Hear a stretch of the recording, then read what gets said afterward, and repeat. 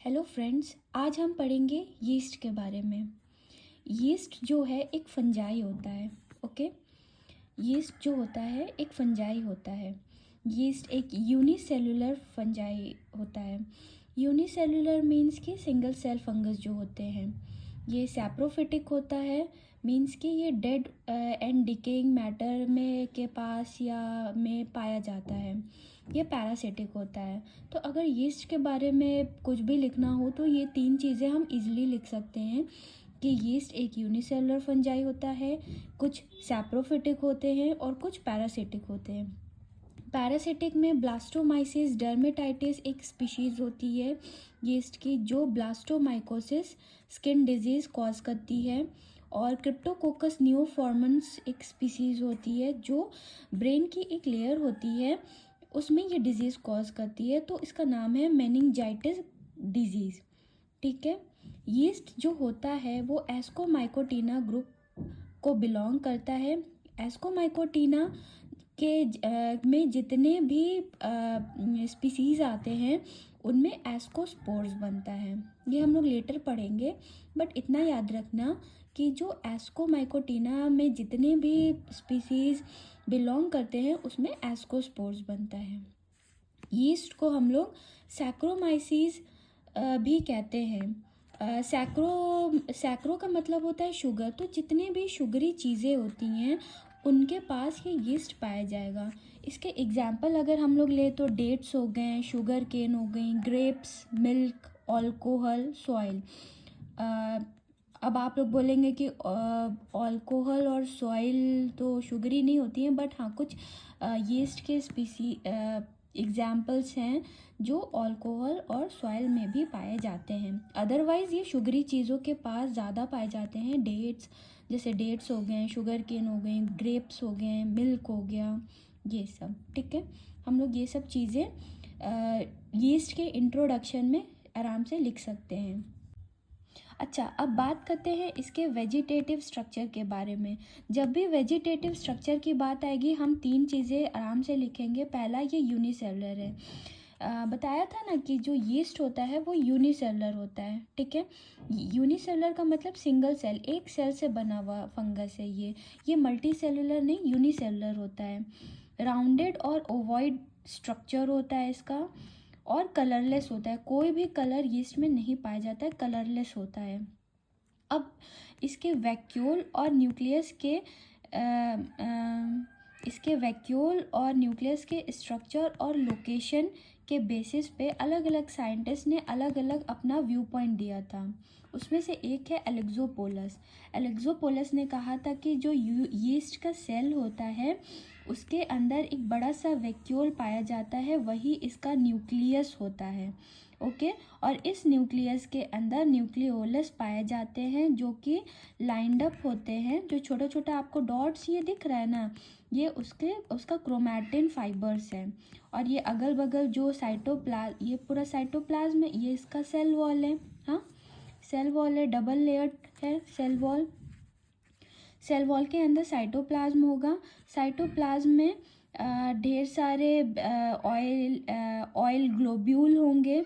ठीक है, साइटोप्लाज्म में ढेर सारे वॉल्यूम ग्रैन्यूल्स या ऑयल ग्लोब्यूल्स इसके होंगे। इसके अंदर एक बड़ा सा वैक्यूल होता है, इसको ही न्यूक्लियस बोलते हैं। न्यूक्लियस के अंदर न्यूक्लियोलस होता है। और ये जो पॉइंट डॉट लाइक स्ट्रक्चर है इसको क्रोमैटिन बोलते हैं या क्रोमैटिन फाइबर।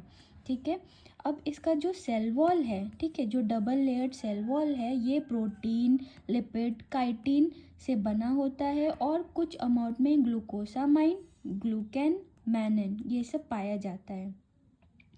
तो हम लोग जब व्यू पॉइंट लिखेंगे तो हम लोग ये सब पॉइंट्स, की पॉइंट्स डाल सकते हैं अपने एग्जाम में to fetch more marks. Okay, और ये जो वैक्यूल, जो हम इस वैक्यूल को जो हम लोग न्यूक्लियस बोल रहे हैं अकॉर्डिंग टू एलेक्सोपोलस, इसके ऊपर में ये ऐसा स्ट्रक्चर है ना, ये स्टार लाइक स्ट्रक्चर, इसको सेंट्रोसोम कहते हैं। तो एलेक्सोपोलस ने ये बातें कही थी। अच्छा, अब दूसरे साइंटिस्ट के बारे में बात करते हैं जो है वैगनर एंड पेनिस्टॉन। इन्होंने क्या कहा था, वैगनर एंड पेनिस्टॉन ने कहा था कि जो यीस्ट का सेल होता है इसके बीच में एक बड़ा सा वैक्यूल तो पाया जाता है, पर जो न्यूक्लियोलस होता है वो न्यूक्लियस के बीच में नहीं पाया जाता है, वो पाया जाता है ऊपर की तरफ। ठीक है, वो पाया जाता है ऊपर की तरफ। वही बात है कि जो डबल लेयर सेल वॉल है, ठीक है, उसके बीच में साइटोप्लाज्म है, साइटोप्लाज्म के बीच यानी सेल के बीच में एक वैक्यूल पाया जाता है बड़ा सा। पर वैगनर एंड पेनिस्टोन के अकॉर्डिंग जो न्यूक्लियोलस होता है वो बीच में नहीं पाया जाता है, वो ऊपर की तरफ पाया जाता है। फिर वही ग्लाइकोजन फैट्स होते हैं, क्रोमैटिन फाइबर होता है, बाकी सब सेम है, बस ये न्यूक्लियोलस की पोजीशन बदल गई है। और एलेक्सोपोलस ने कहा था कि जो वैक्यूल लाइक स्ट्रक्चर है वो न्यूक्लियस होता है, लेकिन बीच में न्यूक्लियोलस पाया जाता है और ऊपर सेंट्रोसोम पाया जाता है। ठीक है, डिफरेंस समझ में आ रहा है एलेक्सोपोलस और वैगनर एंड पेनिस्टॉन का।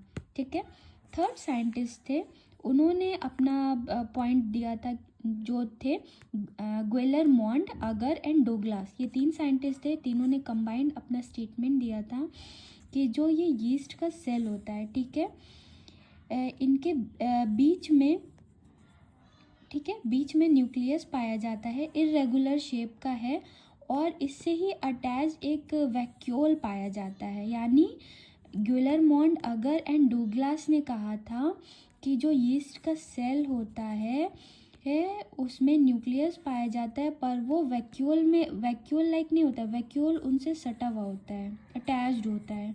ठीक है, और उस न्यूक्लियस के बीच में न्यूक्लियोलस पाए जाते हैं, कुछ क्रोमैटिन मटेरियल पाए जाते हैं, और पूरे जो साइटोप्लाज्म है उसमें माइटोकॉन्ड्रिया, वॉल्यूटिन ग्रैन्यूल्स, ये सब पाया जाता है। जो न्यूक्लियस होता है वो कलरलेस मेम्ब्रेन होता है।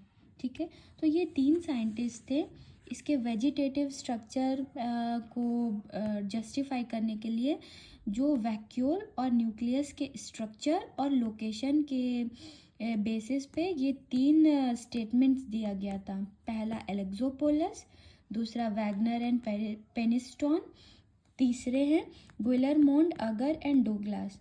अगर आप अपने आंसर को थोड़ा इन्हेंस करना चाहते हैं तो आप कोई भी दो थ्योरी या तीनों थ्योरी आप आराम से लिख सकते हैं, और बिलीव मी गाइस, अच्छे मार्क्स फेचअप होंगे।